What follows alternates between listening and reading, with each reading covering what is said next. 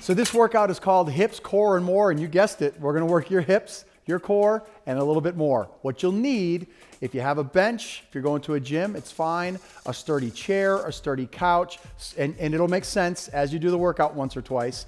We need one dumbbell, moderate, doesn't have to be really light, shouldn't be really heavy. You have your water nearby, remembering the scale of 1 to 10. 10, you're working way too hard. 4, you might be working a little too easy, but we don't go above a 7. We're not holding our breath. You're doing what works for you. Pain-free range of motion, trying to get a little bit more over the course of the workouts. So if you're ready for hips, core, or more, here we go. 3, 2, 1, and go. So I'm actually gonna start us right on our bench, our seat, our chair, whatever we have. We're just gonna come down to the ground and we're just gonna start working on getting up. And then we're gonna try to find that chair behind us, come down. Now, if you need to put your chair in front of a counter or in front of, the high back of a couch just to help pull yourself up, or if you have something to anchor, some straps or a little rope or something where you can help pull yourself up, that's totally fine. But we're just warming up with a nice big, full range of motion, starting from the bottom of the pattern, because our next one's gonna be a squat pattern with a little bit of weight. So we're gonna prep it up right here, getting right at it today. And if you need to push off the chair, that's fine. If you need to help find the chair to sit, that's okay too. One more time, come in and up, and we're gonna stay right to top. So we're gonna grab our dumbbell. What we're gonna do with this movement is we're gonna open up our feet as wide as we're comfortable. The toes can go out to the side, and we're gonna do a deadlift. So we pick up our dumbbell, nice and safe, strong core, strong legs, hold it with 2 hands, feet go wide. Here's the key. We're gonna pull those knees out just a little bit. We're gonna keep them pulled apart as we come down to where you feel comfortable, and we drive up to top. What's gonna happen is your knees are gonna wanna come in, but we're gonna pull them apart. Chest stays up, and here's what we're gonna work. Glutes from pulling them apart, and we're gonna open up the inside of our thighs, call our adductors, at the same time.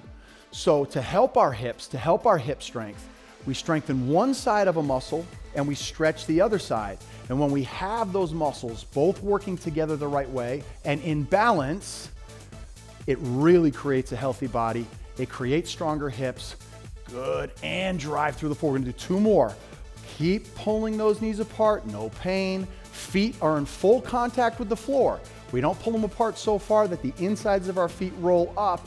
Last one, pull apart over time. If you want to do a little more weight, you can, and drive the top. And remember, you can always do this without weight, just with your hands.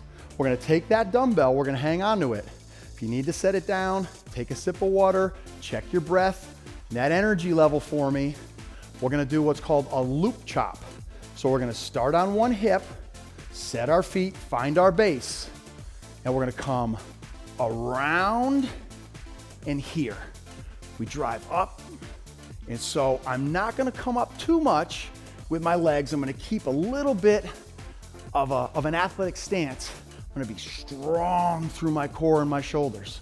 So we drive, my feet are really using the ground for strength. I'm pushing through the floor. My abs are getting pulled toward my back, so I feel my stomach coming on.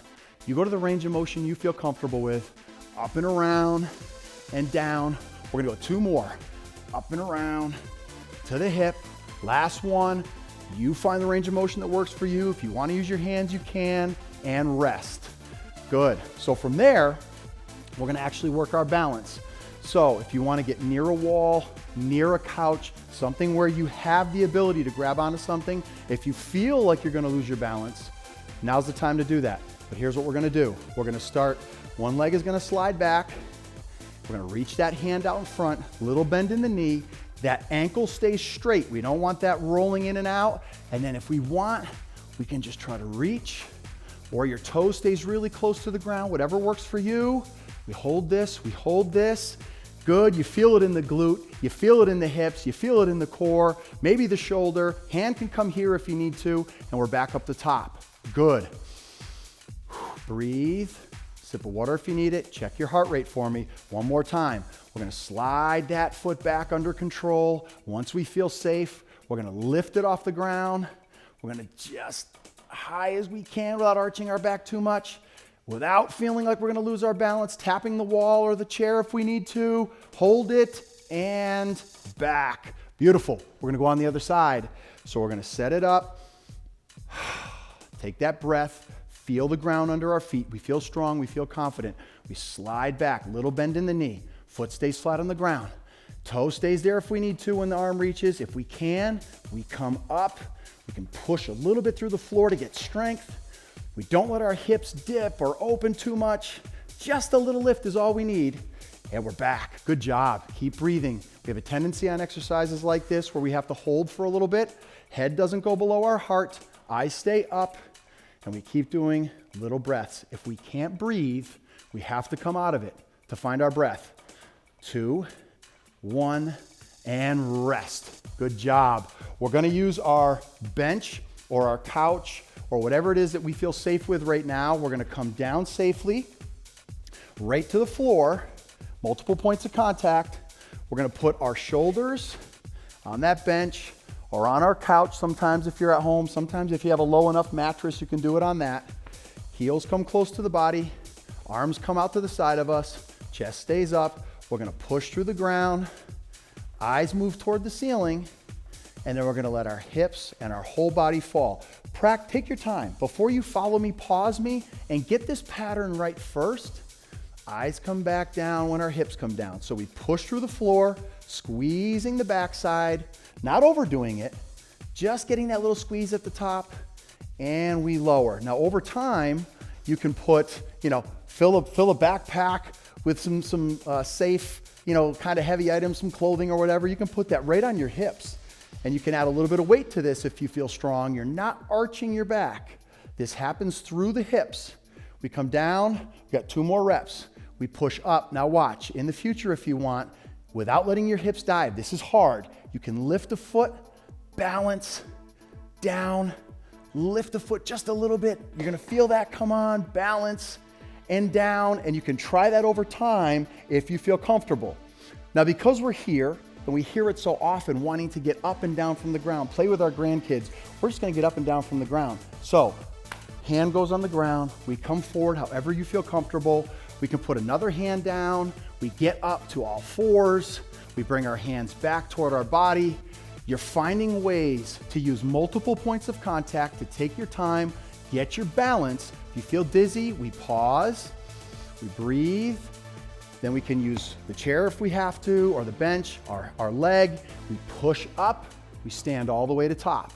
If we can continue to get up, hands on the legs, we come down, we find the floor with a hand.